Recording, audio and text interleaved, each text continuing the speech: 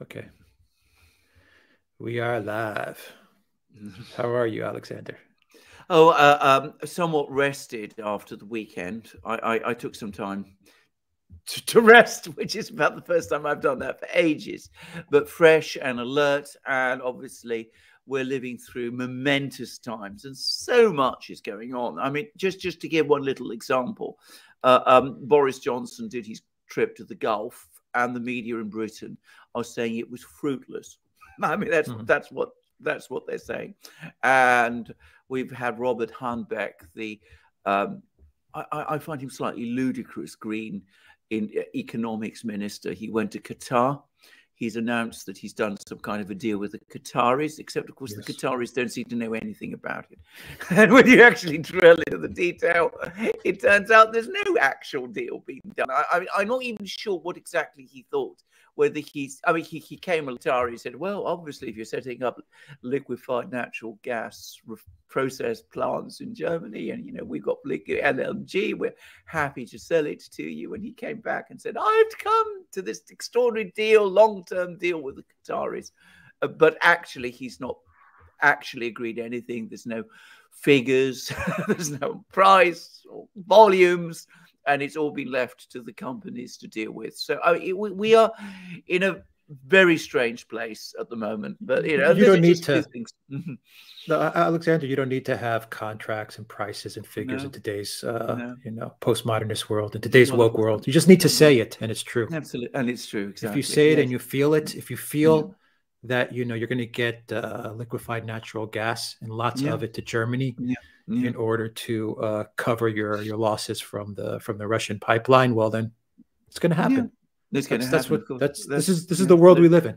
Absolutely. You don't need reality; you just need emotion. That's it. You need emotion, and it happens. Wish it, and it happens. Exactly true. Yes. I mean, well, but on a serious note, is the plan that you see them putting together, the EU, is it just a lot of ships leaving places like Qatar and just docking at LNG ports that's going to cover Nord Stream 2 and Nord Stream 1 and everything? I mean, is that the plan? I think it is, to the extent that there is a plan. That is the plan. But of course, as I was reading, I mean, even to build the 2 LNG stations that the Germans are talking about will take them about 3 years. So, I mean, it's not going to happen as fast. That would be just for Germany, and that would just for Germany, absolutely. Okay. I mean, it's. I mean, you know, we're talking about. I mean, I don't think there is any understanding of the scale of what they would have to do in order to achieve what they say they would achieve. I mean, ultimately, you can do it. You'd have to increase LNG production around the world by massive orders of magnitude. You'd need far more ships to carry it than exist today. You'd have to. I mean, this is a big operation that would take years to work out and do properly. I'm not saying it can't be done, but there will be enormous costs. LNG gas, by definition, is more expensive, much more expensive than pipeline gas. So you're going to spend an enormous amount of money to replace a cheap gas with an expensive one. But if that's what you want to do, you can do it. But don't come along and tell me that you've agreed a deal with Qatar when you manifestly haven't. I mean, that's just nonsense. And also talking about long-term agreements with Qatar. Qatar doesn't sell LNG on long-term contracts. That's not how LNG works. LNG is like oil. It goes to whoever is paying the highest price. That's what Qatar is going to do, and that's what it has been doing up to now. And I've no doubt or reason to think that it will change, because that's what you can do with a ship. You can move it from one port to another port. You can swivel it around, and that's what Qatar is going to do. It's not like pipeline gas, where that can work on the basis of long-term contracts. Exactly. So it shows, to my mind, that Habeck either doesn't understand the gas market, which is very likely, by the way, or if he does, I mean, he's just spinning tails. Yeah, and from what I understand, LNG can be anywhere upwards of 10 times more in price than through the pipeline. Is that correct? Well, absolutely, that's exactly correct. And of course, it varies in price because, of course, you see, it's because it's traded on a very free market. I mean, it can go up, it can go down, it can do all kinds of things. What you're not going to get is the steady prices over long periods that are very, very important for big industrial producers to plan. I mean, so you know, it's a fantasy, but of course, you know, that's what he's going to do. As you said, it's all about, you know, the heart over the head. There is a wonderful German film, Metropolis. I'm sure many people have heard it, the 1920s, in which they talk about, you know, the need that, you know, the heart must mediate between the head and the hands, or whatever it is. It's the heart that really matters. I know it's very popular amongst some people. I think Madonna even did a song about it.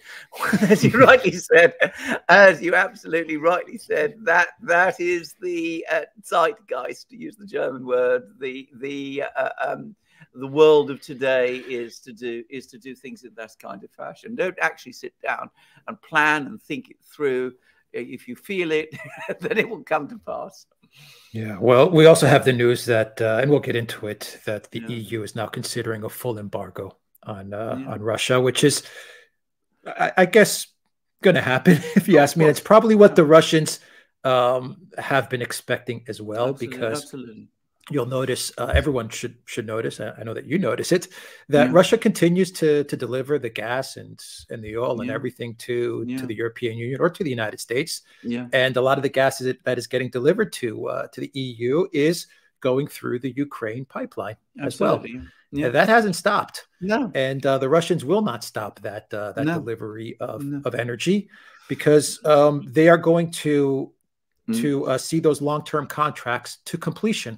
Now, once those long-term contracts end, whether they're going to be renewed, that's anyone's guess. I imagine that the Russians are going to send all that supply to the east. But they are fulfilling their contracts. And it seems that the Russians were, in a way, waiting for to turn the gas off, but they were waiting for the Europeans to turn the gas off on themselves. And exactly what an embargo is going to do. So the Russians are going to be, you know, in the clear to say, well, we're delivering the gas and the oil. It's you guys that embargoed us. Exactly. That's exactly what they're going to do. And can I just say, I mean, it's now, I think, becoming increasingly clear what all these big pipelines with China are all about. I mean, remember, there's a new big, massive pipeline, which is going to be similar in scale to the ones that were going to Europe from Western Siberia, which is where the fields that used to supply Europe are located, and it's been built to China. Clearly, this has all been thought through in advance, and of course, they're going to be working on that. Now, it'll take a couple of years for that pipeline to be up and running, but up and running it will be, and the Chinese will get pipeline gas, which is cheap. And the Europeans will eventually, presumably at some point, end up with liquefied natural gas, which is extremely expensive and where the price oscillates wildly according to market conditions. But that's what we've decided to do, and that's where we're going to end up. Yeah. For a big industrial business, that price of energy becomes a variable, fluctuating cost. Yes. Not good. Not good. No. And it increases at a minimum of tenfold. Yeah. Not good at all. No. Anyway, well, you know, I just saw someone in the chat says they're waiting for the Europeans to stop punching themselves in the face. That's exactly right. Well, Russia doesn't have to retaliate at this level. No. Russia doesn't need to retaliate against the sanctions, because the Europeans are doing it all to themselves. Absolutely. Somebody described it as circular firing squad. Yeah. I mean, that's what it is, basically. I mean, jeez. All right. So we have a lot to talk about, everybody. We're going to be going for about, say, an hour and a half, an hour and 20 minutes now, because, Alexander, you're going to be on another show after this one, and we will post that show as well to, we'll get it on our locals community for sure, the Durant.locals.com. So you have another stream to do, another interview to do, but we're going to go for about an hour and a half. Whatever questions, if we don't have time for questions, super chats, we will cover them all in a dedicated video. All the questions from locals, from Odyssey, Rumble, and YouTube. We will cover all those questions in a dedicated show that we will put up tomorrow if we don't get to answering all the questions. So because we do have a lot to cover. And specifically, let's talk about the article that you sent me. Oh, by the way, Hello to all our moderators, to Valies and Zariel and Reckless Abandon and Alan Watson and Spartan Warrior Queen and GEC and Lady Cosmica. And I think I got everybody. Yeah. Yes, I think I got everybody that's moderating. Thank you very much. Thank you, David S., for that super chat as well to kick things off. And Wang Han, welcome to the Durant community. Alexander Valies, thank you for that super chat as well. And Commando Crossfire's quote says, all warfare is based on deception. And Commando Crossfire, I'm choosing a quote because, Alexander, you sent me an article from the Financial Times. Yeah. And the title of that article is Military Briefing. Russian losses mask Ukraine's vulnerabilities. It's behind a paywall. Yeah. But you sent me the full article. I read it.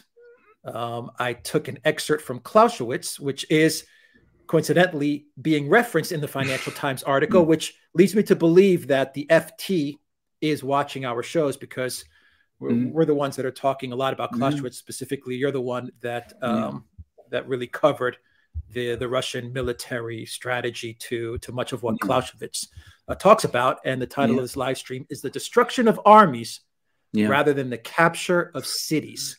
Yeah. It looks like the Western mainstream media, slowly, day by day, as we have been talking about for the better part of 3 weeks, they are starting to prepare the people to understand the Russian strategy and the fact that Russia is grinding down the Ukraine army piece by piece, step by step, in a very slow, methodical, surgical manner. Yeah. And it has very much to do with the fact that they're using cauldrons, they're using humanitarian corridors, they're using diplomacy, but they're also focusing very much on the armies and not the cities. Yes. And it's a very different type of military strategy that we're seeing unfold.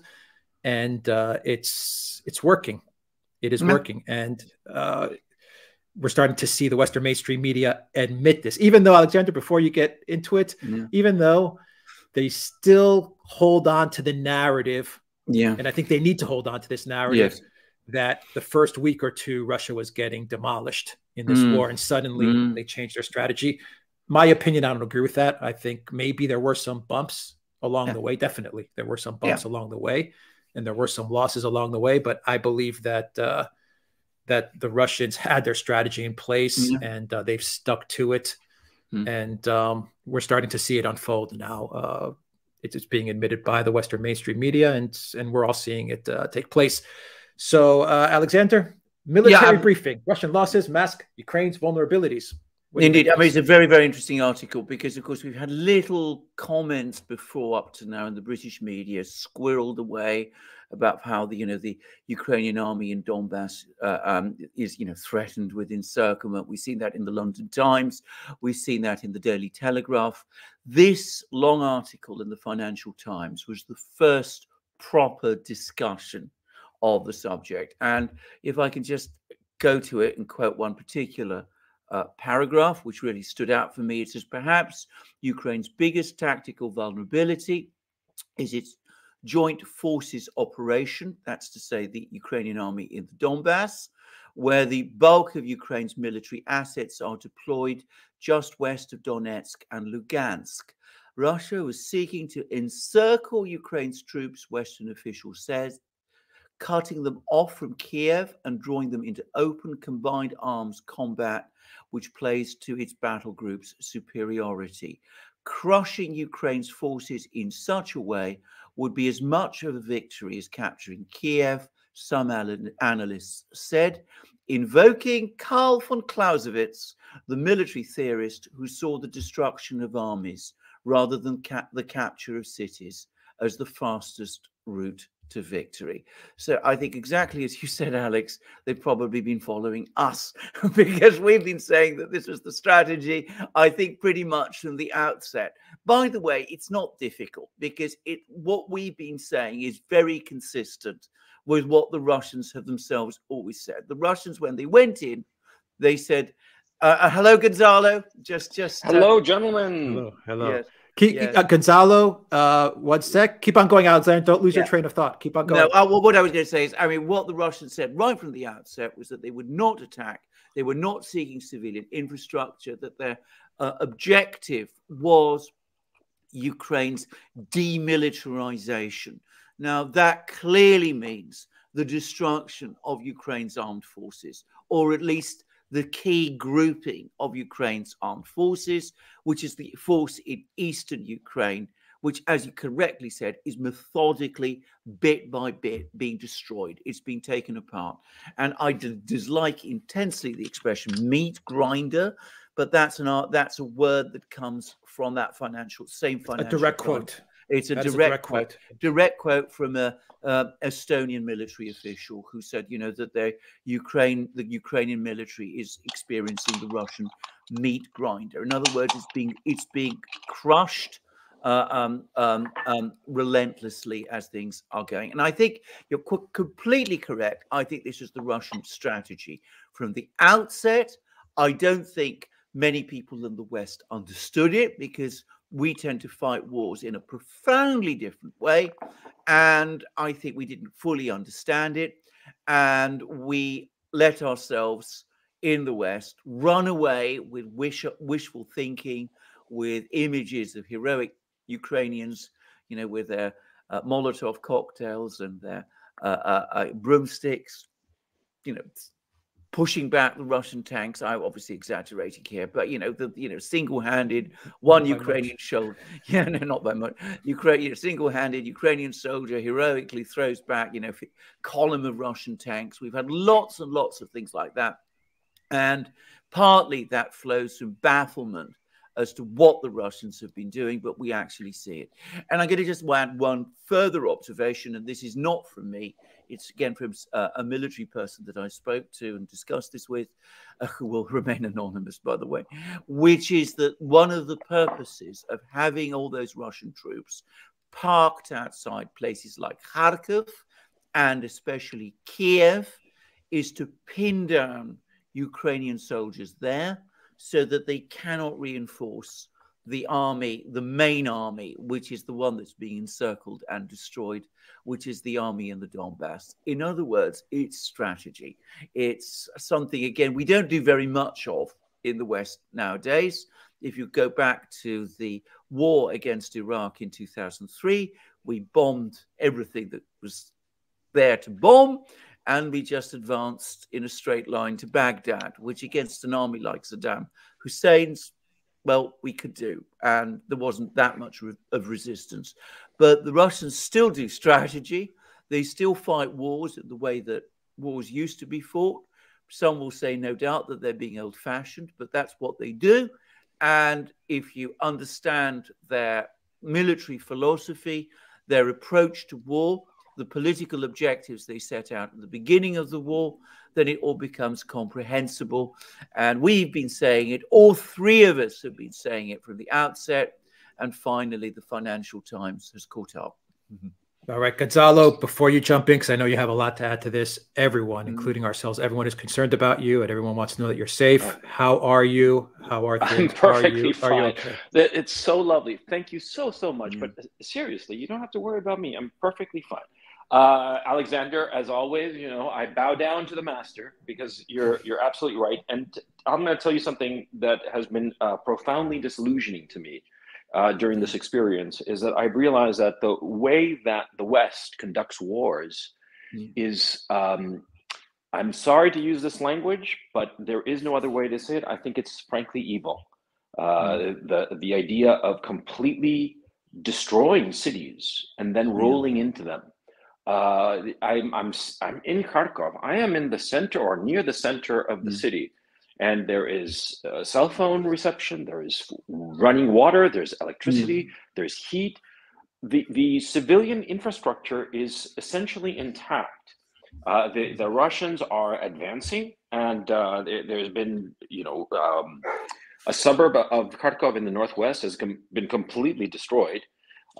Because the Russians don't want to hit the civilians, but if the Zelensky regime's soldiers hide in the buildings, then they're going to attack them.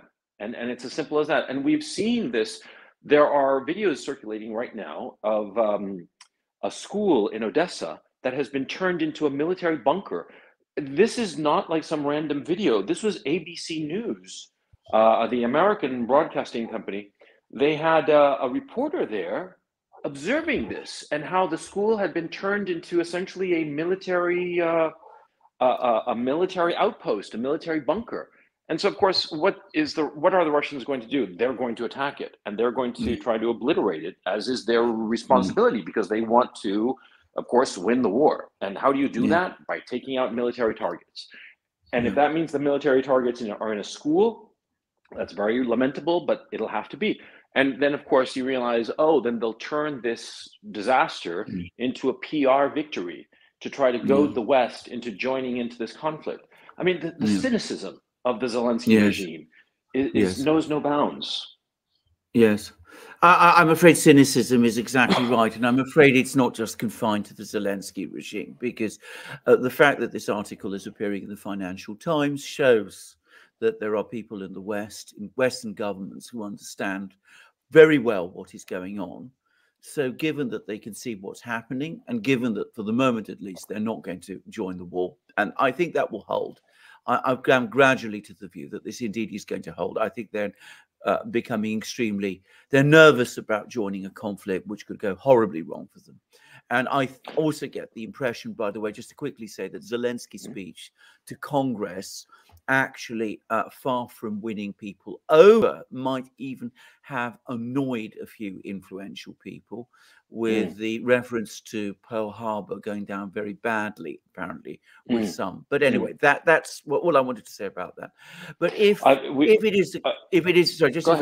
is indeed the case that they understand within Western governments what's going on, then by encouraging Ukraine to fight on, all they are doing is leading to more loss of life, more destruction, and the more complete defeat of Ukraine. So cynicism all round.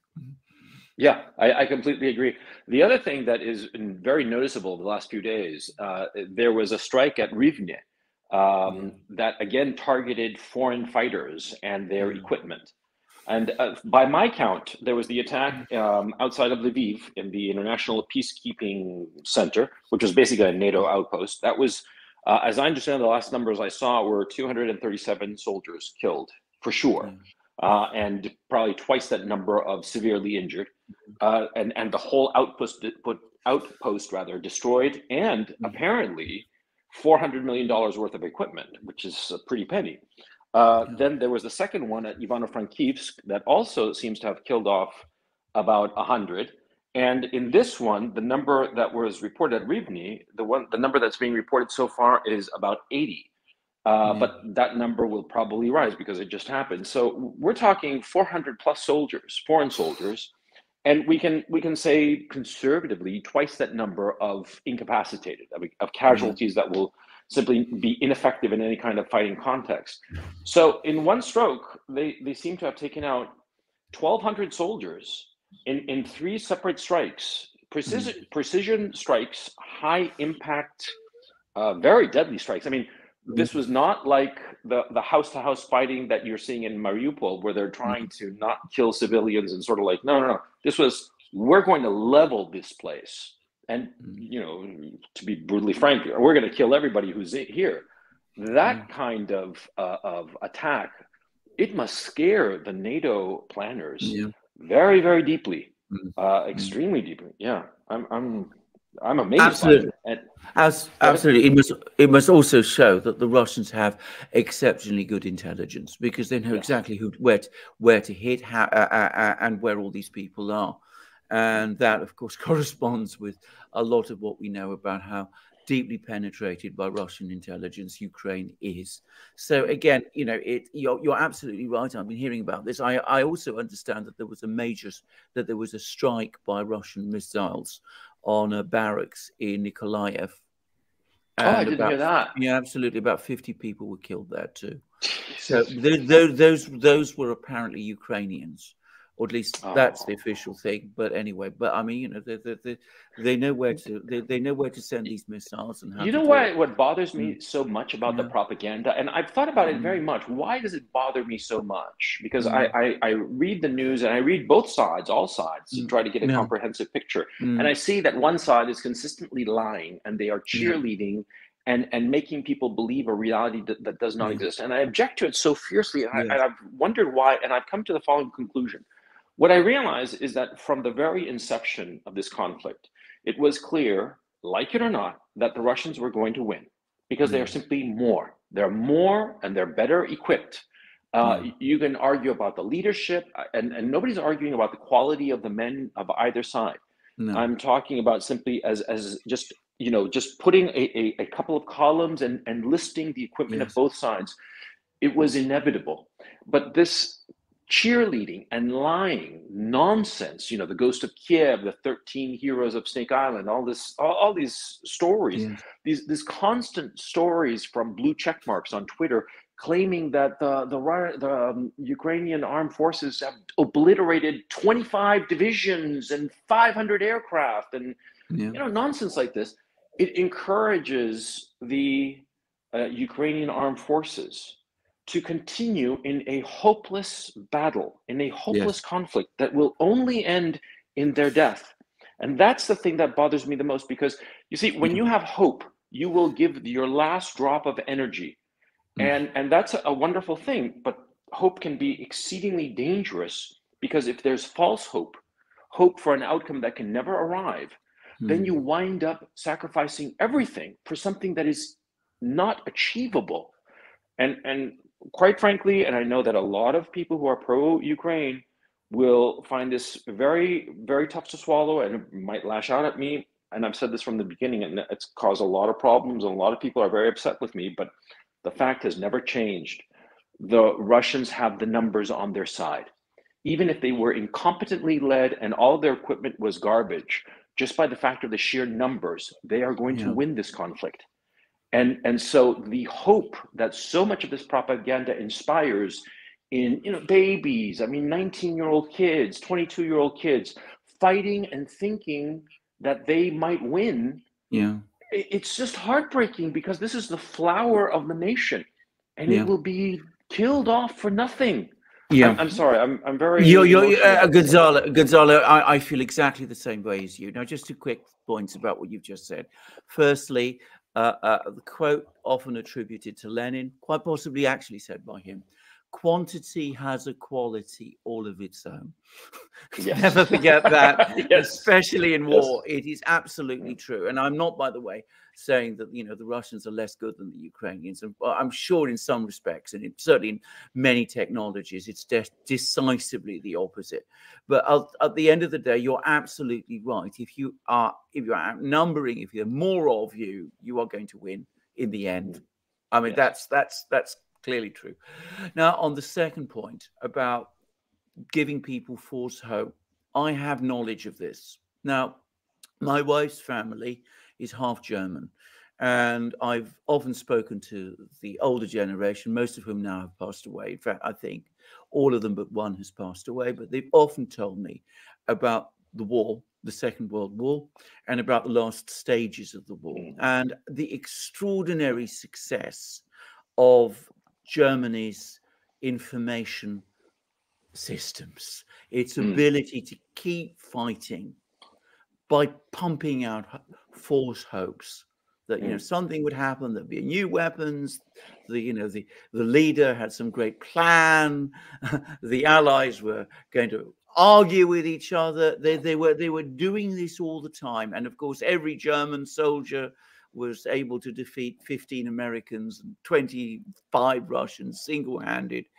And of course, when it all ended in defeat, which it eventually did, the disillusion was incredibly profound. And the whole post-war generation of Germans, right up to the time when I knew them, was still affected by it. They felt profoundly, deeply betrayed. And you know, many of them, as you rightly said, they'd lost their sons, they'd lost their brothers, they'd lost their fathers, They knew friends who died, and it was all for nothing. And I think that we must never, ever encourage people into hopeless struggles by promoting hopes that are really not going to be fulfilled. And I think there is something profoundly immoral and wrong about that. Yes, yes, I completely agree, and it's just, it breaks my heart. Anyway, to turn the topic a little bit to the situation here in Kharkov, which I know you gentlemen will be interested in, and I want to give you the situation on the ground. I have some information of Mariupol, and in fact, I'm going to be doing, after talking with you gentlemen, I'm going to do a whole video, a live stream on Mariupol. And but before I talk about Mariupol, let me talk a little bit about Kharkov. Well, there is the suburb in the northwest, sort of like a satellite city suburb called Saltivka. It's Salt-Ivka, salt, like the salt that you put in your food, IVKA. For those of you interested, Google it. It's a suburb, like I said, to the northeast of the city. And that was the scene of, I've been wondering, the last week, there was like major shelling going on. And that was where it was. You see, when you're in the middle of a city under siege, many times you don't know what's happening because you're just worried about, your own little your own little space, where you can find food, and where you can find safety in case of any kind of bombardment or whatever. And so you're not really aware or have the possibility to know more about what's going on around you. But I've gotten a couple of contacts who have told me in some detail what's been going on. And Saltivka, this suburb, was the scene of a major battle, and it's been essentially annihilated. And the Russian forces have broken through it. And that's why, as of today, I'm seeing the shelling and explosions just a lot closer. Saltivka, to give you a perspective, is about 10 kilometers in a straight line from the historic center of Kharkov. Okay. And it's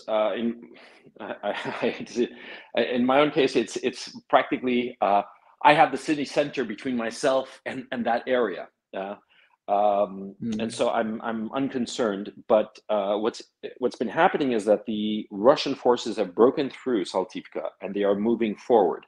And once they've broken through, they are essentially in the network of the metro stations of the city. So they're in the city.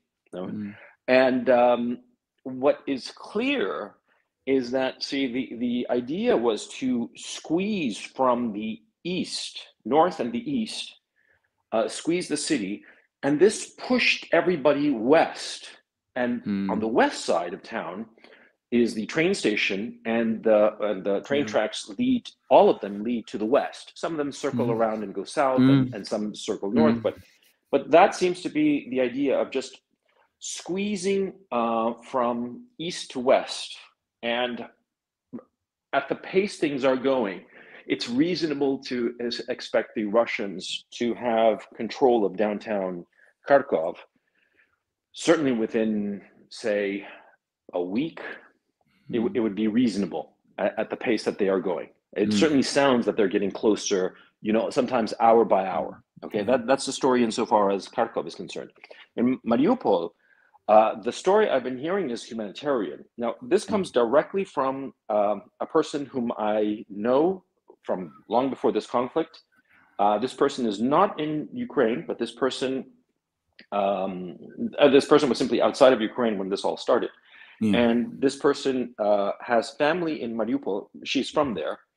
And her parents and aunt and uncle have finally left. And they've traveled to Rostov under the humanitarian corridor implemented by the Russians. The Russians are taking them to Rostov of their own free will. And this acquaintance, this friend, she told me that her parents and aunt and uncle, the big problem was that they were starving. That was the major problem of the situation, and that they were not allowed to leave by the Zelensky regime forces, specifically the Azov battalion that seemed to be in charge. And the stories told were shocking. And the thing is, when you hear these stories, you think, oh, this sounds like propaganda. You know, like the stories of, I don't know, in the first Gulf War, when they said that, oh, the Iraqi soldiers came into the neonatal center and let the babies die and stuff like that. You're like, oh, this is propaganda. But the stories she was telling me were very true. She said that her parents and aunt and uncle had seen people trying to leave and getting their cars shot up and likely killed. They had seen all kinds of human rights violations, but I mean egregious ones during the conflict. And you know, a lot of the stories coming out of Mariupol are kind of horrifying. And the thing is, it's not that the Russians did this. On the contrary, the populace in Mariupol views the Russians as their liberators and saviors. And apparently, one of the big things was that they were able to eat food, and apparently it was quite traumatic, if you will. And so that is the situation in Mariupol. But even though there is still resistance, and at the end of the day, it seems that that whole city is going to be leveled in order to expunge these individuals. Yeah, that seems to be the case. I just want to tell you that, but this is, like, I know this person. I mean, this is a true story. This is real. This is actually happening. And so I just wanted to tell you that. Go ahead. Gonzalo, that's incredibly useful. Can I just say, in the British media, the story is that people who are leaving Mariupol and are going to Russia are being abducted by the Russians. No, it's the accepted narrative here. You find it all over the media, and of course, there's a lot of discussion about this being a huge war crime and that kind of thing. So it's very, very useful to hear from you about information from eyewitnesses, actual people there, which flatly contradict that account. But that is one thing that I have to say. The media here have been telling us the total opposite. Now, I just wanted to mention something you mentioned about the railway station, that the railway station in Kharkov is, I think you said, in the west of the city. And it's northwest, people are being pushed in that direction. Now, I am not familiar with the geography of any of these cities, neither of Kharkov nor of Kiev, but I wonder whether this isn't partly also what's going on in Kiev, in the sense that what I am hearing, and again, this has to be said, it comes from Russian sources, I want to make this very clear, is that the Russians have not fully encircled Kiev. They have deliberately left open access to the south. So that if people want to leave the city, they can. And apparently something like half the population has in fact done so. So that, you know, again, there's lots of discussions about why haven't the Russians fully encircled Kiev. They made a choice not to, if this is correct. And it seems consistent with what you've been saying about Kharkov. They're deliberately leaving these places so that Ukrainian civilians, well, the people who live in these cities, and arguably, I would say also, I am sure Ukrainian troops, if they were chose to, could withdraw. That's the whole point. That's the point. Exactly. That's the point. And I would make one correction of what you said. I think that at least 3/4 of the population of Kiev has left. I can speak about Karkov. Yesterday, I spent about 4 or 5 hours, closer to 4. Walking around like downtown and walking around it. I tried to live stream, which I could, but I was too scared because I was worried of like some army person, because there are a lot of army people keeping an eye on things. What I noticed is that if I had to guess, I'd say that at least 90% of the population in the center of the city is gone. They're just gone. And like a lot of European cities, the center is bustling with people and commerce and all the rest of it. It's not like in the United States where you have just offices. No. There's people live there, and they're all gone. And so if you tell me that in Kiev half the population is gone, I would actually be sort of surprised. I'd say no, it must be more, because here in Kharkov, 90%. Yeah. The person who said that half the population has left. Now, I'm saying this from memory. I couldn't give you a reference, but I'm sure this is wrong. Was Kiev's mayor Klitschko himself? Yeah. So you know, I'm assuming that you could take that as the minimum, if you like. I'm sure you're right. Yeah. By the way. I'm sure many more people have left than that. But that's clearly the plan: is to drain these cities of people to minimize casualties, which is appropriate. I mean, it seems to be a sensible thing to do.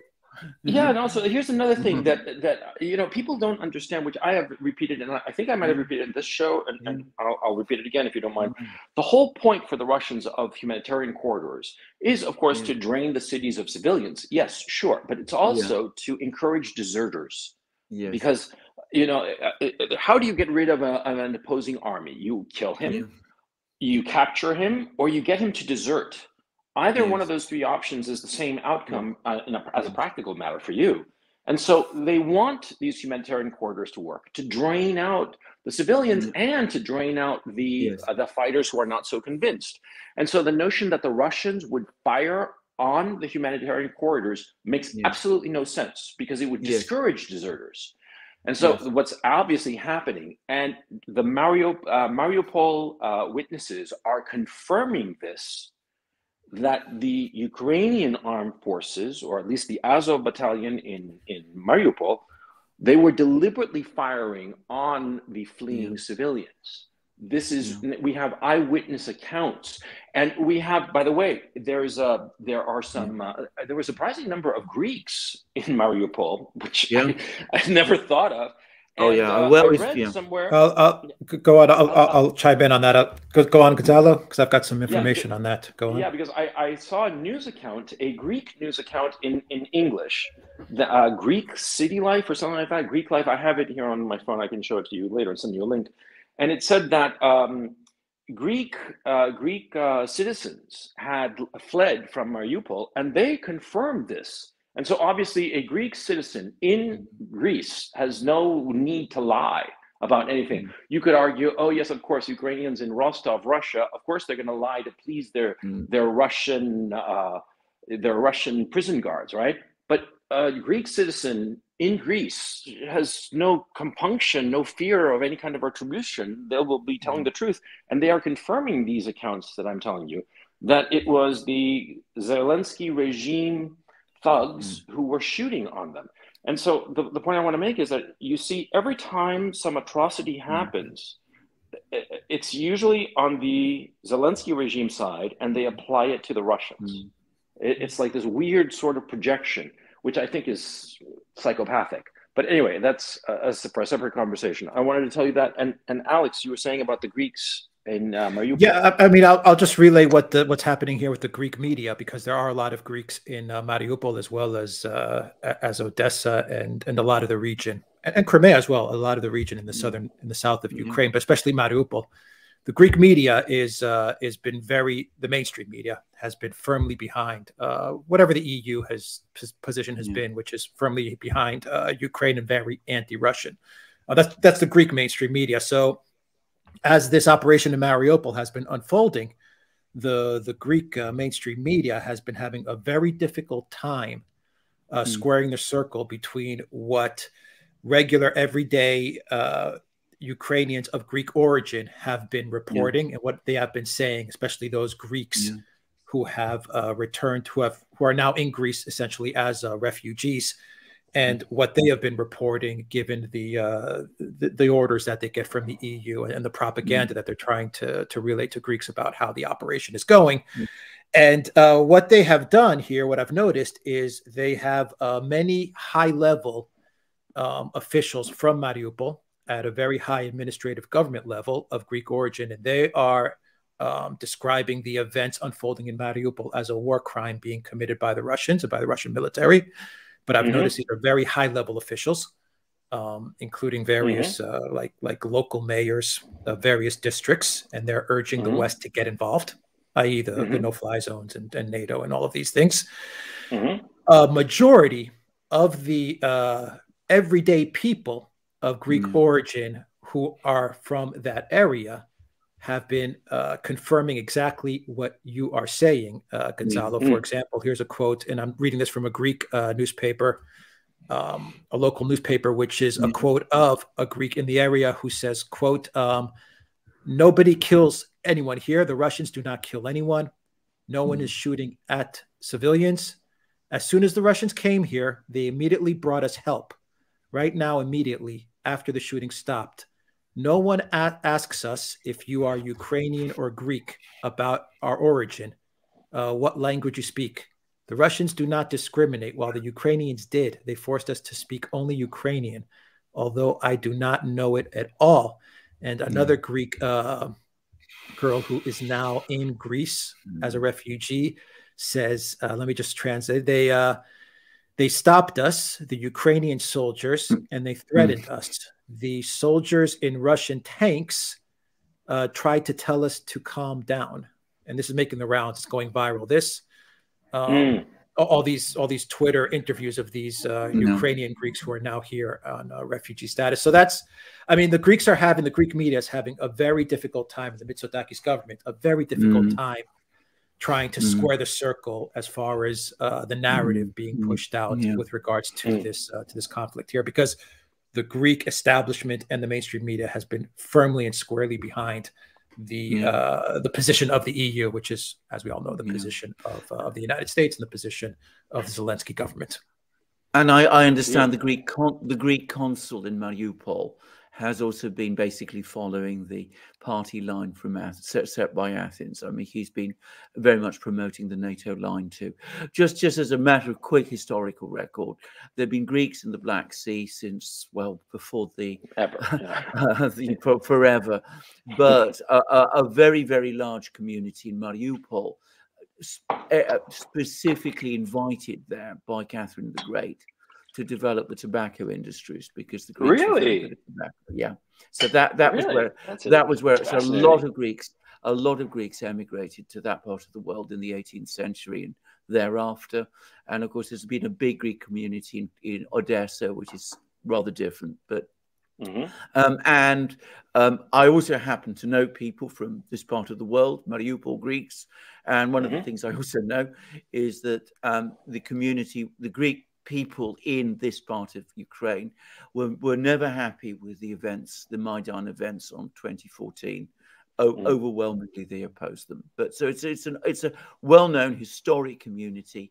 But don't assume all these names, these Greek names that are given to all these cities, Mariupol, Odessa, Tiraspol, Kherson, whatever, have any great ancient Greek origins. They are all invented for them by Catherine the Great and Potemkin, because they wanted to give a sort of Greek flavor to this part of the empire. So that's why they came up with all of these names. The only actual Greek name given to a city by Greeks is Yalta, which is a really? different. Yeah, Yalta means the seaborne horizon, but all the others, Odessa is named after the Greek hero Odysseus, for example. Sevastopol is the city of the empress, who was Catherine. So these are not really Greek names as such. They are in Greek, but they are actually chosen by Catherine and Potemkin. Just a little piece of history there. Thank you. I had no idea, and I'm glad I've learned this. That's really fascinating, actually. So let's move on to another question that I have for both of you guys, your thoughts and your comments. From what I understand, Biden will be making a trip to Poland. I believe he is going to be going to Poland. Boris Johnson is flirting with the idea of taking a trip, as did the Polish Prime Minister, the Czech Republic, and the Slovenian government officials, taking a trip to Kiev to show his support for Zelensky. He is flirting with this idea. Zelensky gave many speeches over the past week to the Canadian Parliament, to the U.S. Congress, to the German Parliament, and he gave a disastrous speech. It turned out to be a disaster to the Israeli Knesset.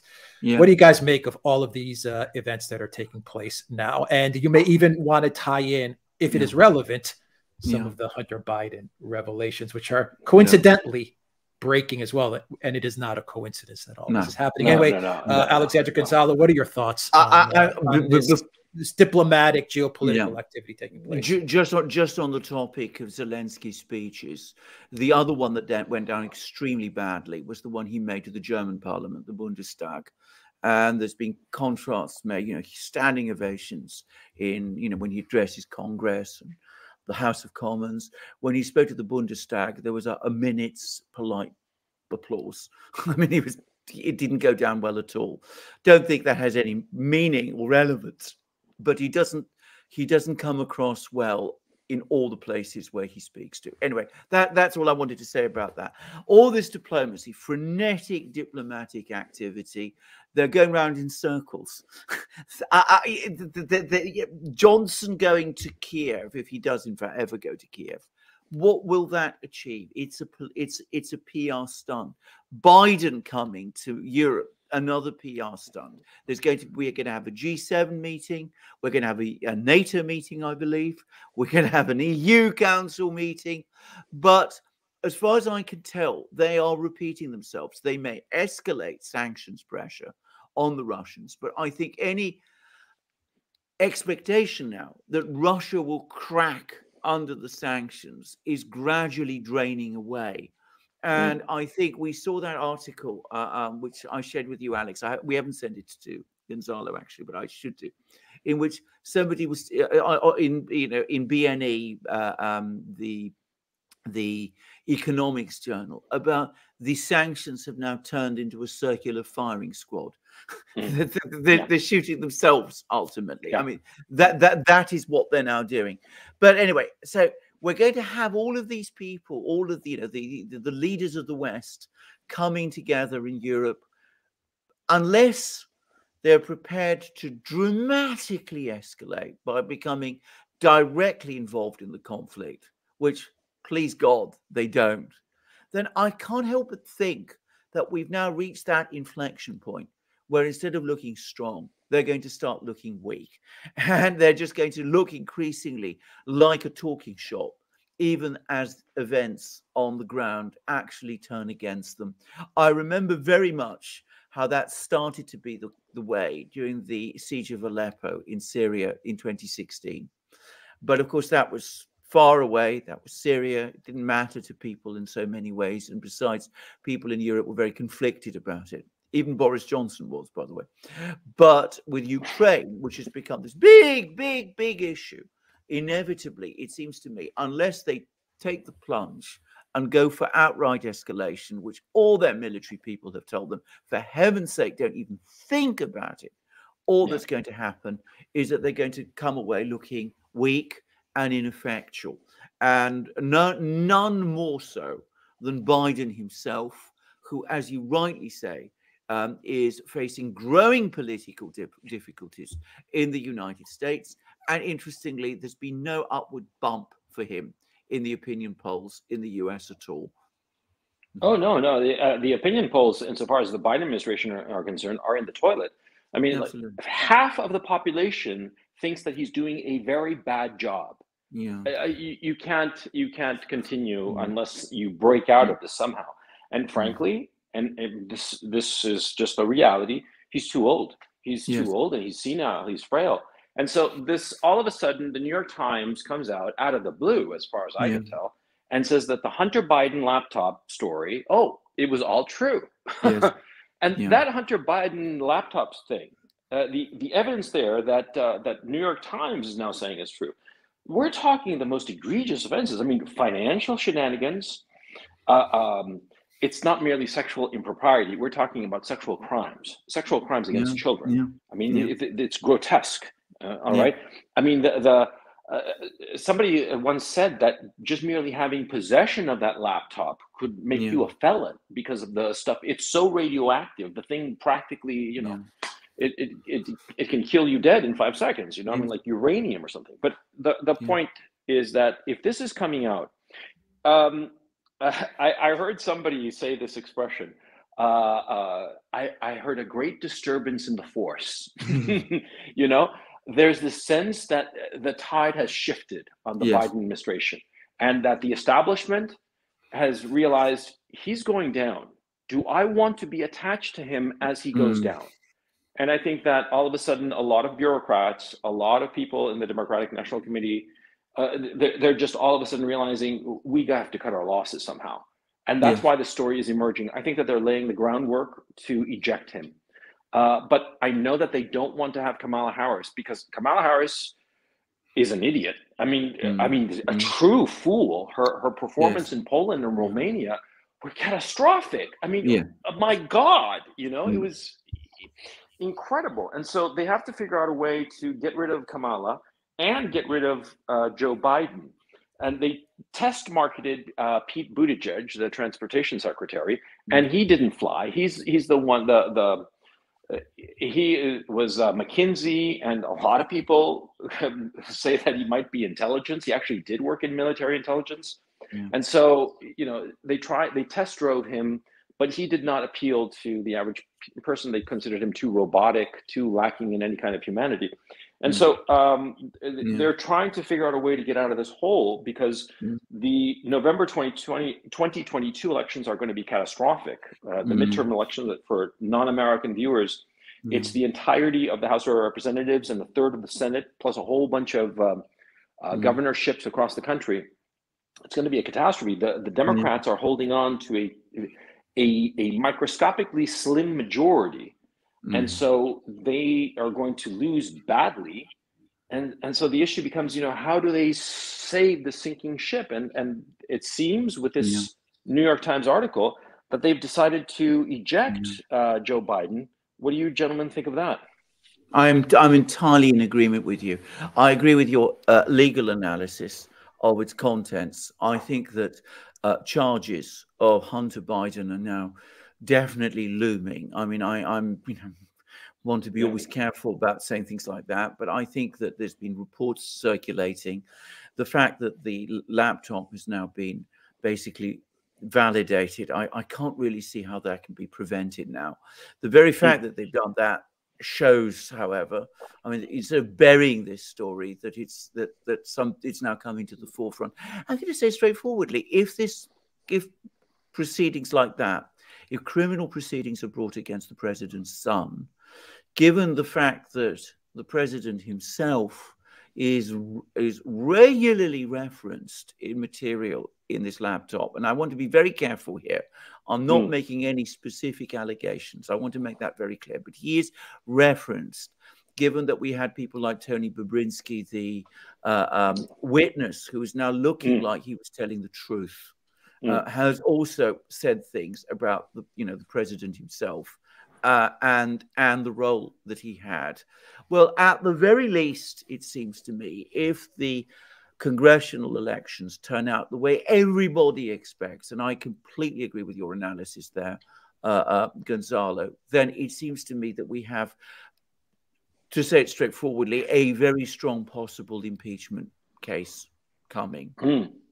And I mean, bear in mind also that the laptop story circulated 3 weeks before the election. Biden could have come out at that point and said to the American people what would have been true. Yes, that is my son's laptop, but he didn't. So, you can deceive people by omission as well. And I think that is something else that could come up in impeachment proceedings, by the way, because it goes directly to the heart of how the president was elected. Remember, the question of the laptop was brought up in one of the television debates between himself and Trump. So, he went along with the story that it was all Russian disinformation, might not actually even be real. So given all of this, it seems to me that his position come November, if the midterms turn out to be as bad as people say, is going to be extremely vulnerable if there's a Republican majority. But I wonder anyway whether, given the information that's coming out about that laptop, whether he can survive as president at all. Whether, in fact, in this kind of situation, people might come along and say to him from the DNC, from wherever, well, Mr. President, you're shot. I mean, you can't really hope to turn things around before November. After November, impeachment proceedings are going to come. Even if we have we retain a third of the Senate, which we presumably will, because these are American elections, it's going to be very, very difficult to persuade some senators, some Democratic senators, to continue to vote for you, given the feelings that people will have about this. So impeachment is looking now like a very real prospect. So in the interests of the party and the nation, perhaps the best thing you should do is go. In Britain, that would certainly be the position. I think we might be very close to seeing that in the United States. And by the way, there is one way, always, and one must never forget this, that one can sort out the Kamala Harris problem. And I'm not saying that's going to happen. I'm just saying that this option exists, which is impeach her as well. And I'm sure there's all sorts of things you can bring up there as well. Well, the question that I have... Go ahead, Gonzalo. I lost the point I was trying to make. Go ahead, Alex. Okay, well, the question that I have for you guys and for everyone that's watching us is, obviously this is no coincidence that you have this admission from the New York Times. So who is behind this ultimately? Because we know the New York Times is doing this under the orders of someone else or some other group.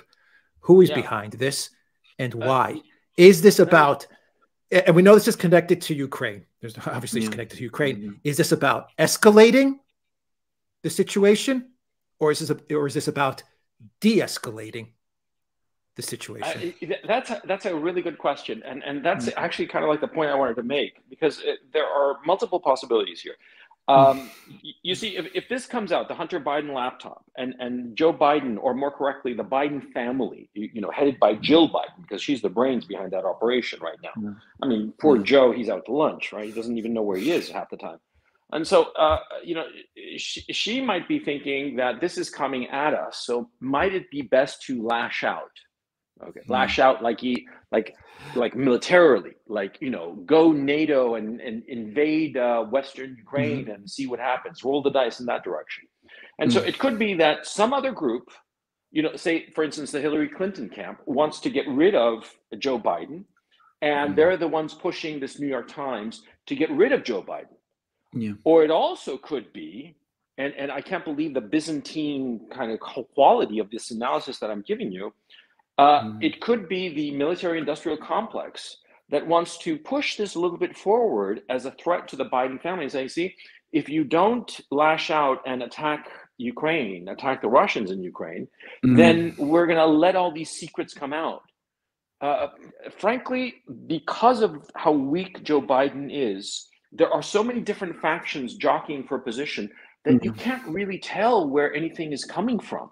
I mean, Alexander, tell me if you think that my analysis of the two possible camps pushing the story forward is accurate, because that's how I'm seeing it. I'm afraid it's completely accurate. And notice also that it's come out in the New York Times.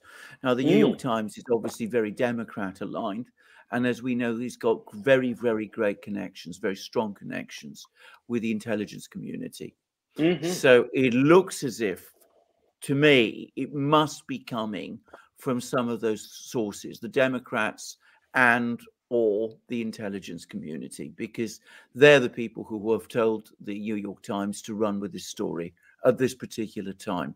Now, they are the people, of course, who have run this thing with Ukraine to the point of absolute crisis.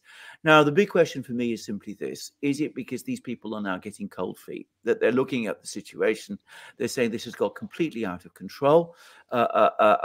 Joe promised us that the sanctions wouldn't go beyond Nord Stream 2, the technology ban, and the individual sanctions against Russian banks. And instead, we've had this explosion. We've had this decision to go after the central bank. The Fed is absolutely livid about this. The Wall Street banks are absolutely livid about this. We're seeing oil, it has its ups and downs, but overall the trend is clearly up. We're seeing a complete mess, and there's always the danger with Joe that he might actually go and do something absolutely reckless and crazy. So we've got to find somebody else to come in, bring this whole situation under control, keep the situation in Congress at least from completely falling apart, and at the same, losing completely in Congress, seeing what we can do to retrieve the situation. So that's one possible angle.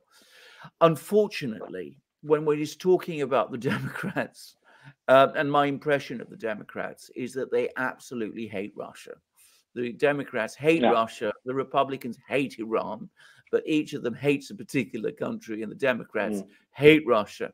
And when we're looking at the intelligence community, who, shall we say, are not people who've shown much empathy with Russian concerns over the last few years. But when one is looking at them as well, one has to worry that it's the other way, that they're looking to put either pressure on Joe as part of an internal conflict within the administration, or perhaps to remove him and to replace him with somebody who's going to be much harder and who will escalate this even further, because they may be saying to themselves, well, this all started as a regime change attempt in Moscow. We were going to provoke the economic crisis there. We were going to provoke the financial collapse.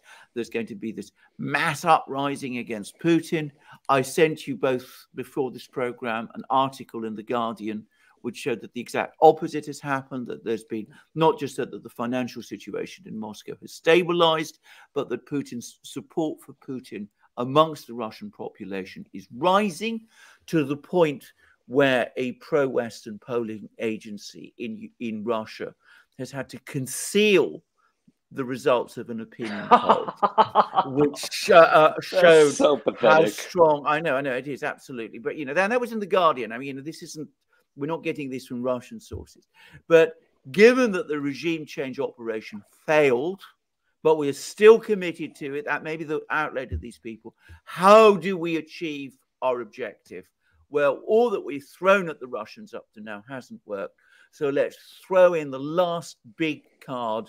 Let's declare a no-fly zone. Let's send the S-300 missiles from Slovakia into Ukraine. Let's twist the arms of the Turks and get them to send their S-400 missiles to Ukraine. Let's escalate in some massive, incredibly dangerous, apocalyptic way in order to try to save this enterprise, which is falling apart in our hands. And to be honest, I just don't know which of the two it is. I don't think anybody knows. My head tells me. Yeah, exactly. My head tells me it's the first, the people who are looking for some way to de-escalate and get out of this hole. But my head could very easily be wrong, because as Alex and I were saying at the start of this program, it's a situation at the moment where nobody is thinking or calculating or reasoning. Emotion and anger has taken charge, and things are spiraling out of control. So I don't know which it is. Yeah, but if this is about panic, Alexander, Gonzalo, if this is about getting this escalation and getting the no-fly zone and getting NATO involved in this, then they only have what is plus or minus a 1-month window. Yeah, because I think we're all in agreement that this is going to wind down, that Russia's going to wind this down, and they're going to get what they want within. I don't want to put timelines, but I think we all agree a 1-month window. Once again, plus or minus, we don't know. Yes, but they only have a 1-month window. So this is more about neutralizing Biden or getting Biden to go along with their escalation rather than removing him. Now, if it is about removing him, then it's not about the escalation. It's more about just getting him out of the way so that they can move on to whatever the next phase of their operation is. Yes. Actually, I think it's less time than a month, to tell you the truth. Because it's looking clear that something is happening in Belarus. And it looks like there's going to be an invasion from southwest Belarus. You also put out a tweet about a false flag in Sumy as well. Sorry to cut you off. Before I forget, you put out something about that as well. Yeah. Well, that seemed to have wound down today because it was the Russian Ministry of Defense that came out and said the Zelensky regime is putting explosives on ammonia tanks, and as soon as the Russians enter Sumy, they're going to blow those tanks and blame it on the Russians. And because the mayor of Sumy was saying that shelling was affecting this chemical plant, a Russian shelling. Yeah. And as soon as this Minister of Defense statement came out, all of a sudden the mayor was like, "Oh, we have it under control," and kind of like died down. It's weird, and sometimes the Slavic mind, there's all kinds of 3D chess going on behind the scenes, and so who knows? I tweeted it out, but it was not. It was more like we have to keep an eye on this. But what seems to be the case is that, and this would actually make military sense, that in Belarus they are preparing they have some columns there that it looks, and this is a big caveat, but it seems as if it might be a jumping off point to slice through Western Ukraine between the city of Lviv, which is the westernmost city of Ukraine, and the Polish border. If that guillotine slices across and essentially cuts off any kind of escape, it becomes a barrier to any kind of intervention from the West. Yeah. The issue becomes, when is this going to happen? And I mean, first of all, is it happening? Yeah. That's what it seems. There are, indirect, bits of indirect evidence that seem to point to this, and not to mention some satellite photographs. And so it could be that the window is a lot shorter than a month. But insofar as looking at the situation here right now, like I told you, Karkov, give it, okay, let's be generous and say that they sew everything up by the first week of April. And insofar as Kiev is concerned, I don't think they're ever going to shell it. I think that they have, the Russians, for historic reasons, they do not want to see Kiev, the city, harmed. And so I think that they'll just simply surround it and wait it out. That might be the most effective strategy, quite frankly. And so that would mean that by the end of April, it would be all over. I mean, that's at this point, that's what I'm estimating, that it's going to be at the end of April. By April 30th, we're done here. And they're going to bring back Medvedchuk, and they're going to install him as president. And quite frankly, I think that under Medvedchuk, they'll start some sort of federated system in Ukraine, whereby the south and east are separate, are administratively separate from the center and west, and slowly guided towards a partition, I think, which I've said before, and this bothers a lot of Ukrainians, but I think that economically, culturally, psychologically, socially, it would be better if the predominantly Ukrainian side of the country and the predominantly Russian side of the country had a divorce. And it might prove long-term to be beneficial for everyone involved, but that's how I'm seeing it now. My thinking is the end of April, but dude, I am so wrong with my predictions that it could be, that it lasts, God knows how long. Well, can I just, on the question of predictions, go back to that Financial Times article, because there was one date that immediately stood out for me, which is that in that article, which that they seem to be thinking, and this is the Financial Times and its various military analysts, that we could start to see dramatic things start to happen in Ukraine in this war from the Russians sometime around mid-April.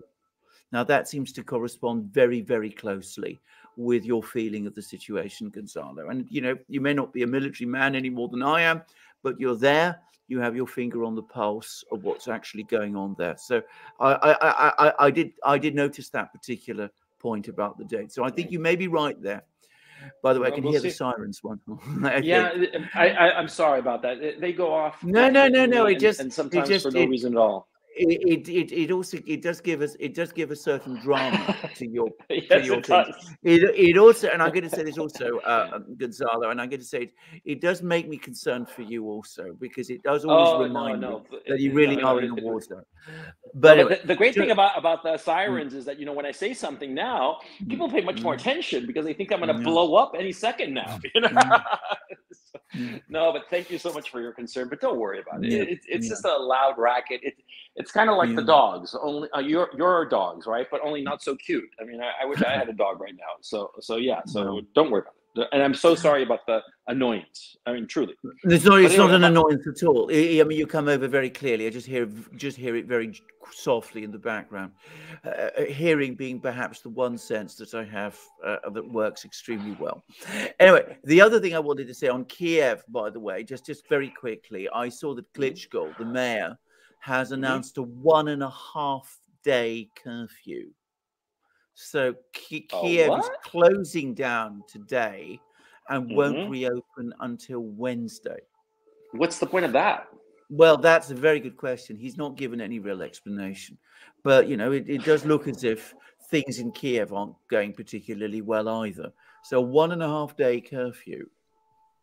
Yeah, the Russians just blew up the largest shopping center in Kiev. They shelled it because it was a staging area for the Zelensky regime people. Yeah. And so they just leveled it. It was just a big disaster, and apparently 4 people died. But that's the thing. See, the Zelensky regime is putting its soldiers in places that will cause harm. Like, for instance, the steelworks in Mariupol. The Azov battalion people, there was some Twitter blue checkmark system pig who said that the Russians were systematically destroying civilian infrastructure. And I was like, no, that's a lie. That's a complete lie. What has happened was that the Russians had to shell the steelworks in Mariupol because that's where the Azov battalion had gone to hide and seek shelter. Yeah. And so that's why they're doing it. Yeah. And you know, this thing of the Zelensky regime happily putting its men, its soldiers, in places that will ultimately harm the civilian population, if not harm civilians themselves. And we have seen the documentation, Azov battalion documentation, explaining exactly how to use civilians as human shields. I posted it on Twitter. Alex, unfortunately, for reasons I can't really do it on the phone, but if you can find that tweet to share with everybody, let me look for it. It shows the Azov battalion telling their own people that what they should do is use the upper floors of the buildings and put on the ground floor any vehicle or tank inside a building, and use the 3rd, 4th, and 5th floors of any building to hold civilians as hostages. I mean, they have it's there, it's real. That's what they're doing. And you know, the Western media lies constantly, which it really drives me up the wall. It really, because it, like I said before, it gives false hope. The lies of the Western media give false hope, which leads to needless suffering and needless death of people who have all of their lives ahead of them and who don't deserve to die this way. On a personal note, you know, I've seen a lot of photographs of these bombings, you know, these different strikes. And you see, at the end of the day, you know, in death, no one has a uniform. And all of these soldiers, young men, full of energy and promise, and they're dying for nothing, for in a war that no amount of bravery is going to change the outcome. It's simply just not. Is this the tweet, Gonzalo? Yeah, that's the one. Thank you so much. Thank you. Yeah. This specifically, this diagram. Yes. Yeah, and you see how these, I mean, they're animals. How can you even think of doing such a thing? And the thing is, see, when I saw that a few, like a week or so ago or earlier, and I thought, you know, maybe Russian propaganda. But with the Mariupol civilians giving this testimony, the Greek Ukrainians in Greece giving this testimony, my personal acquaintance, whom I know and has nothing to do whatsoever with any kind of, you know, intelligence op or FSB or Ministry of Defense nonsense. No, she's just a regular person. And she's telling me this of her parents and aunt and uncle, and she can tell me their names, and here they're here. And this is true. This is true. This is what's actually happening. And the Western media lies for political gain. It's so despicable. I'm sorry. I'm sorry for ranting, but I get very emotionally invested in the situation because of the needless death of so many young people who have all their lives ahead of them. I'm sorry. Gonzalo, you shouldn't apologize. I feel the same way. Alex. How long do you think Zelensky can keep this up? Because we talk a lot about the information war, and there's no doubt that that the West has won Alex, I have an answer. So there's no doubt that the West has won the information war, or is winning the information war, and Russia is not doing too well in the information war, except on the domestic front. I mean, inside Russia, they're okay. But outside Russia, Russia's losing badly on the domestic front, which, by the way, kind of destroys the narrative that Russia with $4,000 can sway a U.S. election because they're such information war masters. But anyway, aside from that, how long do you think Zelensky can keep this up? Because I am starting to see on a lot of comments, a lot of streams that talk about this subject, streams that are also pro Biden, pro Ukraine, in the middle.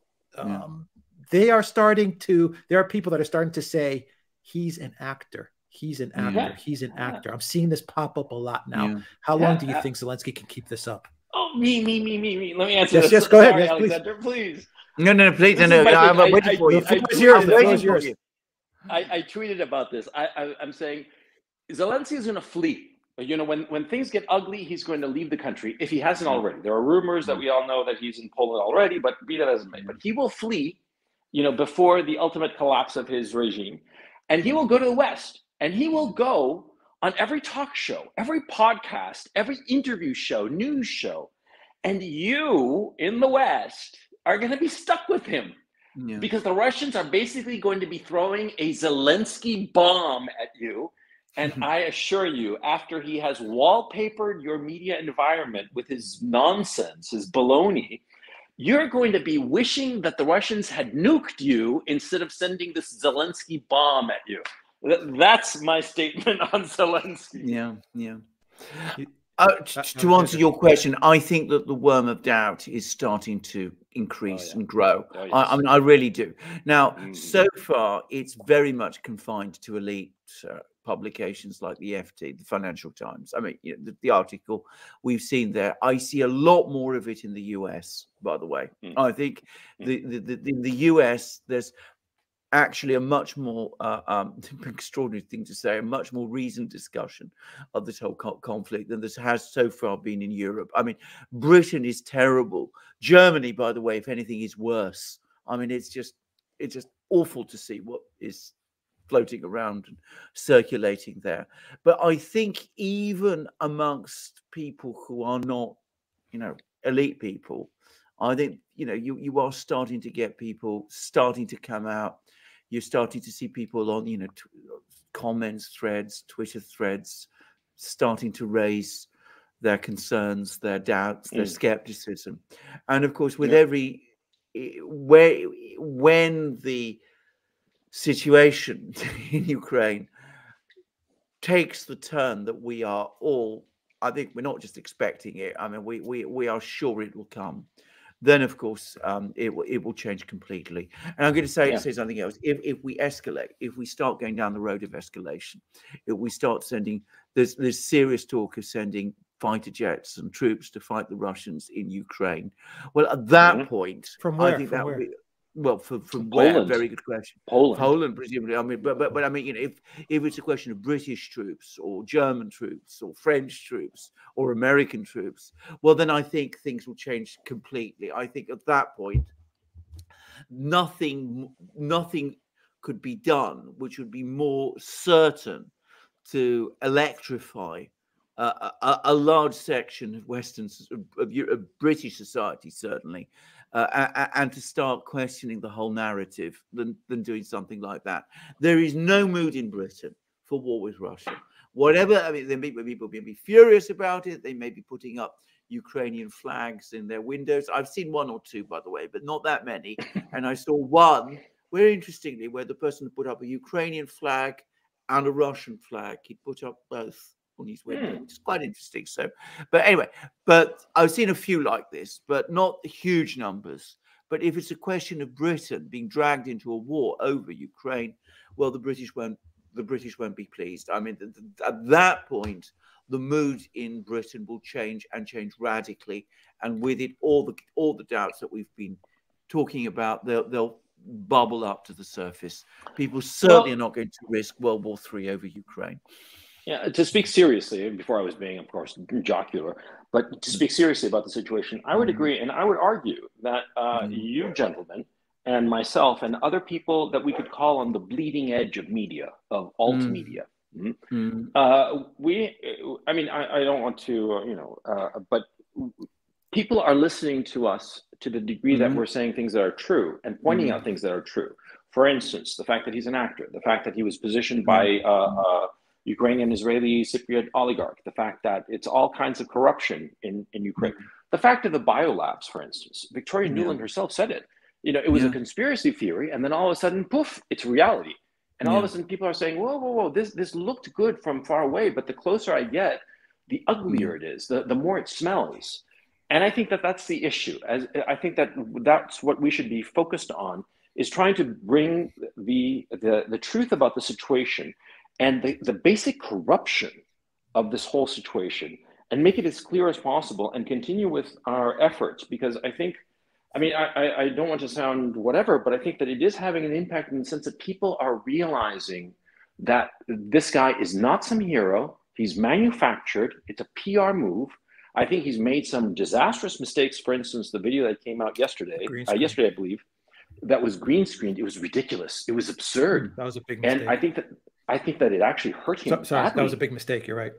Yeah. Oh, absolutely, it was a big mistake. And so I think that people are starting to add up, because here's the thing: there's that old saying that you can fool, you know, all the people some of the time, but you can't fool all the people all of the time. And that's very true. And I think that people are starting to realize, you know, this guy doesn't smell right, and this whole thing doesn't smell right. And the other thing, this constant messaging that a lot of people are saying that the Zelensky regime, they're bad apples. They've got a lot of really nasty people, and video is coming out, and some of it is really grotesque. And those people seeing it are, of course, interested, but they are telling other people. And so that message is seeping through the zeitgeist, if you will. And so I do not think that there will ever be any kind of real popular support for an invasion of Ukraine. The only reason there could be, from my point of view, is to prevent political embarrassment. I think that, and that is the thing that troubles me the most, that certain actors, especially in Washington, will think to themselves that they want to avoid the political embarrassment, and so they will push for war, whatever it takes, so as to maintain their position and avoid the embarrassment. Because I personally think that in Ukraine, it is it's a box of corruption. And there are a lot of ugly stories, because, I mean, think of it. Pelosi's son, Biden's son, Mitt Romney's son, and John Kerry's son were all in the gas business, and they know nothing about it. You know, the corruption, it's all over the place. And I think that is the fear that I have.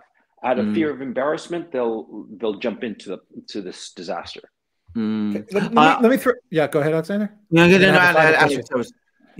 I think because I think you have to run soon, Alexander, for another interview. But my final question to everybody, and to all the questions that have been sent, we'll do a dedicated video with regards to answering all the questions. But going off of what you just said, Gonzalo, I wonder in every crisis which is connected to corruption at such a high level, you always have to have a fall guy. Yes. Whether it's Harvey Weinstein, who we know was not the only one in Hollywood, or not even the only one in Hollywood at a high level doing the things that were taking place, but he definitely was the person that they picked to take the fall. Yeah, he was the patsy. In all of these situations, especially with Ukraine, where we know there was so much corruption on so many levels that go above and beyond Biden. I really believe that, above and beyond Biden. I wonder if the Hunter Biden laptop and everything that's going on maybe is setting up Biden to be the fall guy for all of this. Oh, that's an interesting notion. Alexander, I have to chew on this. So Alexander, you answer first, because that's a good idea. That's a shrewd bet. It is a shrewd idea. It is a shrewd idea. Well, I think we can't know.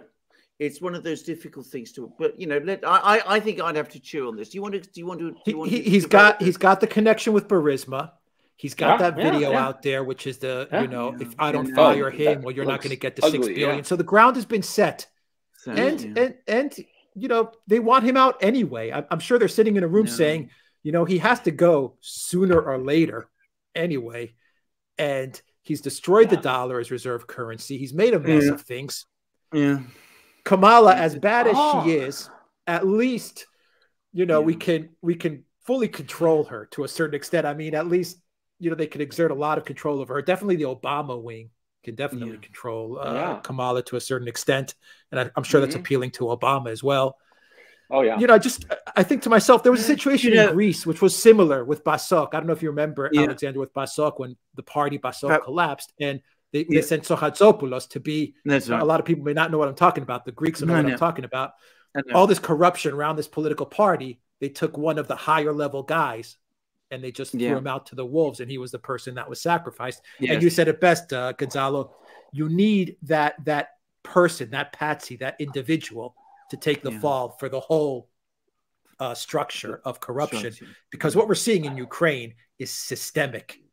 We're seeing systemic elitist corruption, systemic, both in the US and in the EU and in NATO. They're going to need someone to take the fall for this. And I would be very... Go on. I just wanted to say, I'd love... Can I just quickly say, I'd love to hear Robert Barnes's take on this, because I think this is exactly the sort of thing that plays up to him. And just to let everybody know, we're preparing another program with him soon. We haven't yet finalized. Would you like to jump in on that, Gonzalo? Robert, if possible, sure. Okay, let's set it up. Yeah, we'll set it up. Okay, go ahead, Alexander, Gonzalo, and we'll wrap it up. I leave it to Gonzalo, because I think this is very interesting, actually. Yeah, I think it's an incredibly shrewd supposition. This is highly speculative, but it would solve a lot of problems very neatly. You blame it all on Joe Biden. You say that the escalation over Ukraine was because the Biden administration, Hunter Biden, wanted to, you know, cover up the whole improprieties, and you basically say, okay, Russia, have Ukraine, and you can walk away from the whole problem and turn the Ukraine albatross and just hang it on Joe Biden's neck and let him drown, and that's that. Since he's an old man, I don't mean to be crude or you know, I don't want to, but he's clearly on his last legs, and so this might be just you know, it's sort of like he will likely not live very long, and therefore once he is no longer with us, the problem just poof, it just went up into the air. It's gone, you know. And Hunter Biden serves 10 years, and that's that. I think it would be a very neat solution, and a lot of people might really, really want that solution to happen. I mean, considering these politicians I mentioned, John Kerry and Nancy Pelosi and Mitt Romney, they might all basically come together in some, you know, some room there with potpourri. I was going to say smoke filled, but they don't smoke, so it would be with potpourri, and they all decide, well, let's blame it all on Joe. Let Joe take the fall. Joe and Hunter, and our kids and our own careers and our own scams and whatnot, and greedy little schemes, we skate away. I mean, Alex, I have to hand it to you. This is a very, very shrewd guess. To you, Gonzalo, I was listening to you and I said that's makes sense. What you're saying. That's the solution. That's you came up. That's the solution. You hit it right on the nail. Yeah. I mean, well, we'll see how things play out. God knows how things will play out. And this is just this is an idle parlor game. Chat, I just have to warn you, this is an idle parlor game, but it's fun. And you know, the Russians could be on board for this too, because we know they're communicating, and the Russians could be, that's the off ramp. This is the off ramp.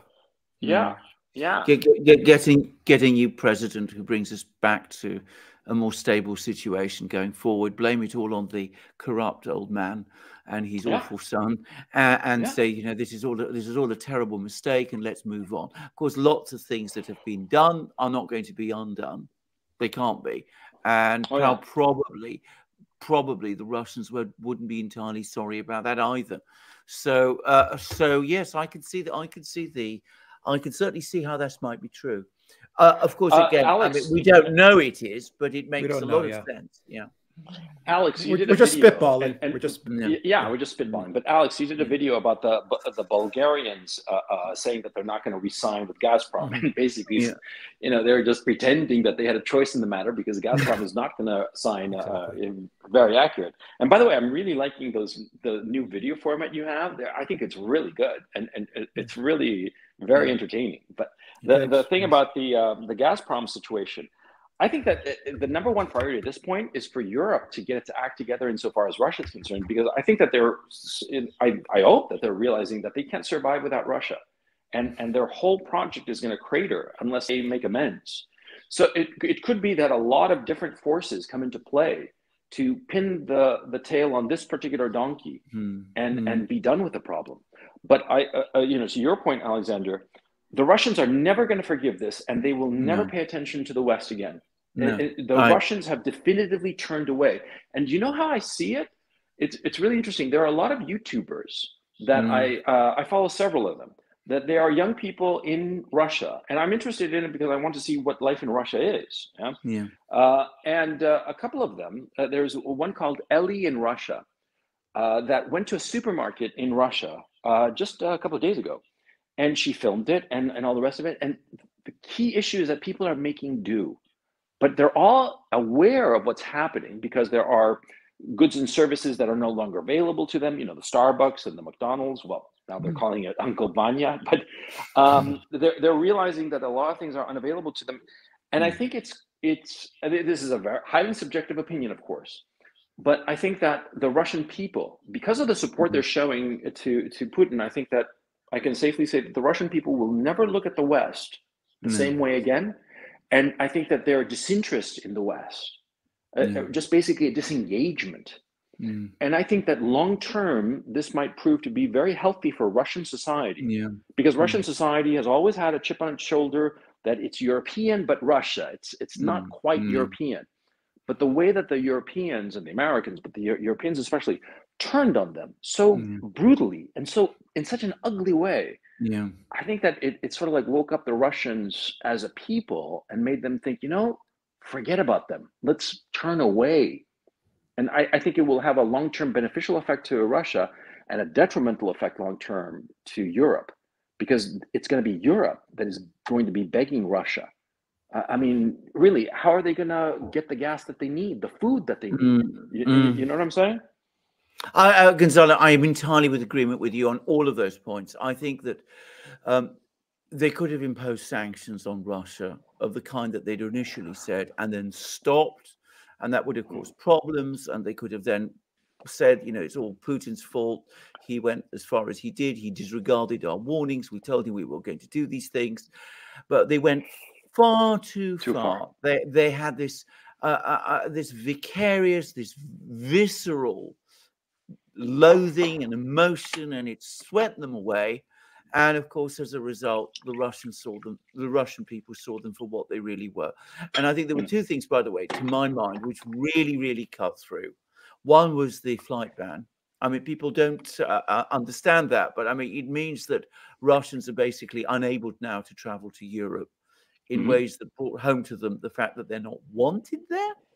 And the second, I think, was the IOC telling every sports federation across the world to ban Russian athletes. I mean, the fact that Russian athletes have been persecuted in all kinds of ways over the last 5 years, and this is a never-ending story.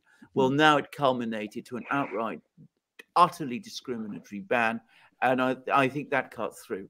The fact that rich businessmen having their yachts stolen, outrageous though that is. I don't like these businessmen. I don't like those yachts. But you shouldn't just go around seizing people's property. That's outrageous. I don't think people in Russia particularly care about that. But these other things, they really did strike home. And it made Russians realize once and for all, these people just don't like us. So why are we wasting time with them? Yeah. I've said this before. The analogy is the guy who keeps chasing the pretty girl and finally realizes, why am I chasing her? She doesn't care about me. But this bookish girl over here from Asia, she seems to like me. And the other thing I wanted to ask you, gentlemen, is the China issue. How do you see China playing the situation? I mean, is it like 100% solid behind the Russians, or is there any daylight between the relationships? Because as far as I see, it seems to be solid. But I'm wondering if you guys have a different perspective. I think it's completely solid. I don't think there's any daylight between them. I think the meeting between Xi Jinping and Biden went exactly as one might have expected, with the Chinese taking an extremely strong line. And there's been a whole series of articles now appearing in the Chinese media, which are actually becoming stronger, including one I saw in Global Times, which said that Chinese-Russian relations are a key strategic asset. So I don't think there's any daylight at all. I think that whole attempt to try to turn the Chinese against the Russians failed. And here perhaps, and it goes back to some of the other things we've been saying in this program, I read through the readouts of the Biden-Xi conversation, and I have to say, it filled me with foreboding, because once more, you got the comments from Biden, which, give the impression, well, we're prepared to talk, we're prepared to negotiate, we understand your concerns, we have to meet you halfway. And Xi, at one point in the discussion, said to Biden, "Look, I hear that. I take what you say very, very seriously, but you said all the same things to me at the last meeting. And in fact, all that's happened is that you just continued exactly as before, taking anti-Chinese positions on every conceivable issue." So what he was basically saying was, I don't trust you. And that reminded me very, very much of the negotiations in the run-up to this war between the Americans and the Russians, all those meetings between Putin and Biden, all those Russian officials going around and having discussions with American officials, all those exchanges of position. And ultimately, one got the sense that the Russians finally accepted the fact that they're being lied to and had enough. And at the same time, that the Americans were basically out to get them. And I got exactly the same feeling from these readouts over these conversations between the Chinese and the Americans. And I'm afraid, just as it happened in relations between US and Russia, I'm afraid that with US and China, we're going to see a major escalation over the course of this year, unless the presidency changes and someone more grounded takes over. Because Alex knows that's how I feel about this. I was really, really very depressed after reading the readouts of that call. That bad? It was that bad. It was that bad. Was it something beyond the tone? I mean, beyond the words? Was it a tonal thing? What was it that brought you down?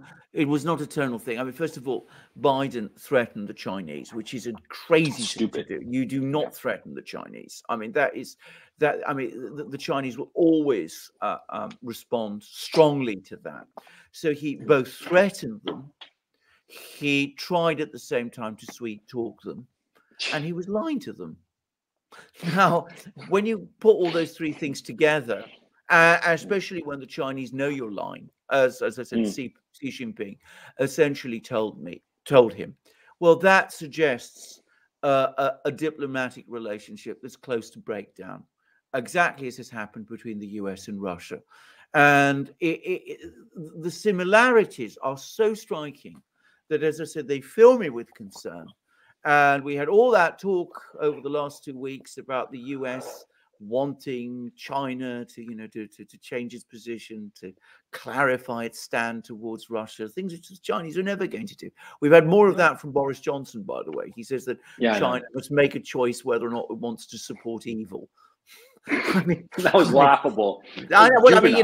It's juvenile, but to the Chinese, remember, Britain is the former imperialist tormentor. So this isn't going to go down well in China at all.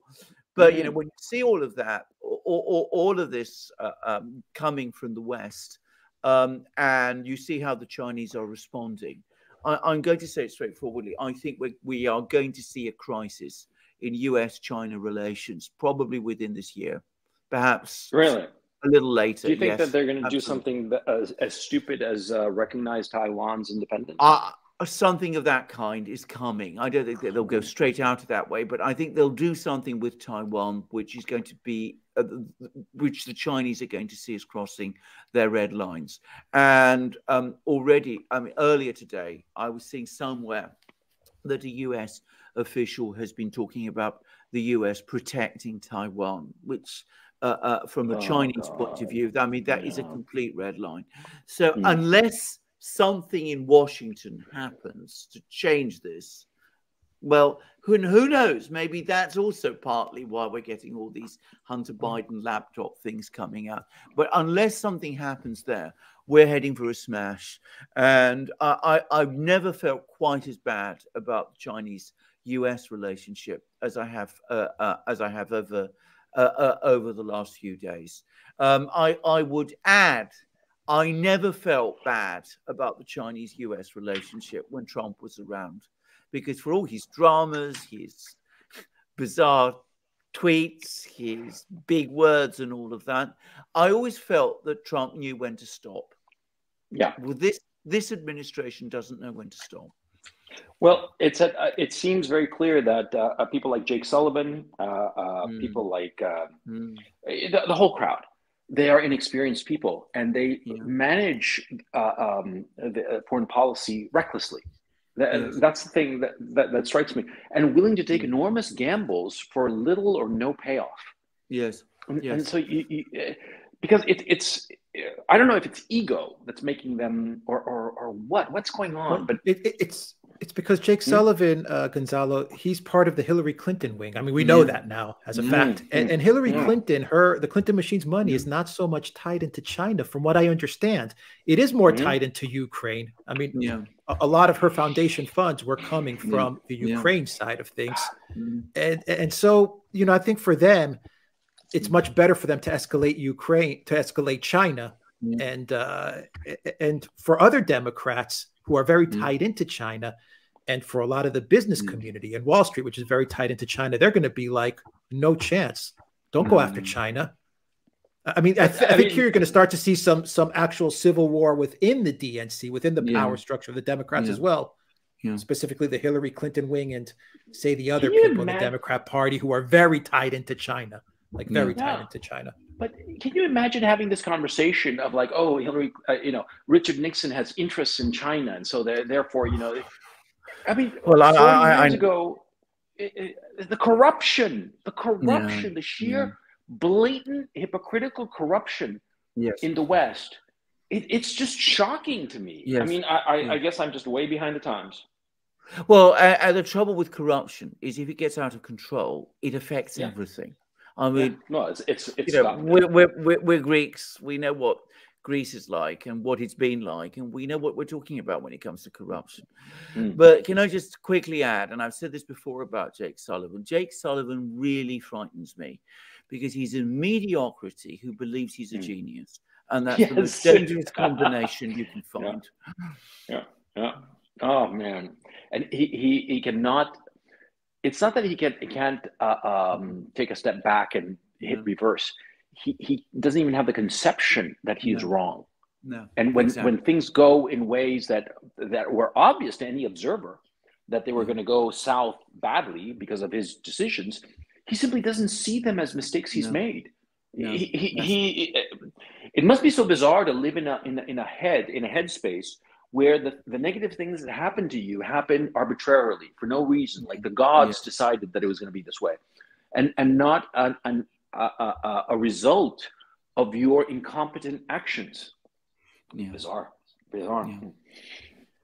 Gentlemen, I hate to do this. Let's wrap it up. Yes, I think so. But real quick, Gonzalo, let's wrap it up. Alexander, you have another interview. Gonzalo, where can people find you? Because I know you're going to be doing a video or stream right after this one. Where can people find you real quick? I'm going to be in my Gonzalo Lira channel. And that's the easy way to find me is just on YouTube, look up Gonzalo Lira, and there I am. And I'm going to be doing a live stream in About an hour or so, I think, from now. Right. I have to do some things here, and yeah, I'm really looking forward to it. Well, not so much. I'm going to be discussing the situation in Mariupol and how a lot of the propaganda that the West has been pushing is really projection and just disinformation of the West, of taking things that the Zelensky regime is doing and assigning blame to the Russians for what they themselves are doing. And I'm going to bring up the fact that I have testimonies of people whom I know that corroborate the fact that the Zelensky regime are just animals, and that they're just the wrong people to be supporting. Yeah. So all right. So I put the link to your channel in all the chats. Thank you so to much. everyone. Absolutely. Thank you to everyone who is watching us on Odyssey, on Rumble, on YouTube, and on the Duran.locals.com. Thank you to our moderators. Thank you very, very much to our moderators. What a great service that our moderators are doing to keep the chat moving. And what else do I want to say? I think that is it. I think that's it.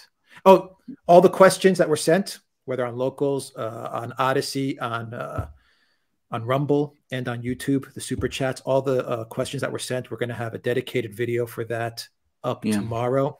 So keep posted for that. We're going to answer all the questions and take our time to really answer all your inquiries in depth. So thank you very much, and keep an eye out for that tomorrow. Gonzalo, any final words? Everyone is worried about you, and we've said it a lot throughout this stream. Any final words? No, I'm perfectly fine, and I'm going to try to go to a different sector of the city tomorrow to see more stuff on the ground, see what's going on. Because yesterday was a long day and a very frightening day, to tell you the truth. But it was worthwhile. It was worth the effort. And so, going out to the city to see more is just, because, being cooped up and just waiting it's just driving me up the wall. So, so that's going to be, it'll be like a cool adventure. So thank you so much. Alexander, and gentlemen, thank you so much for having me on. Thank you, Gonzalo. Alexander, final words. Just to add, I mean, Gonzalo, do stay safe. Keep careful. Oh yeah. Don't take any unnecessary risks. I mean, we are. One is thinking about. We are thinking about you. Chicken is my middle name. Okay. So well, you're not showing much sign. You're not showing much sign of it, but I mean, and you are a wonderful and invaluable resource, and one which we all value very, very highly, both for what you provide us in terms of an analysis, but also because we all care for you as a person. But anyway, another incredibly dramatic day, and as I said, it's very strange because we now have this strange situation of the Ukrainian crisis still rumbling on towards its inevitable conclusion, and at the same time we now have and surely it's not chance of this reopening of the political crisis in the US. So we'll see how the two play out. On that note, we will leave it there. Take care, everybody.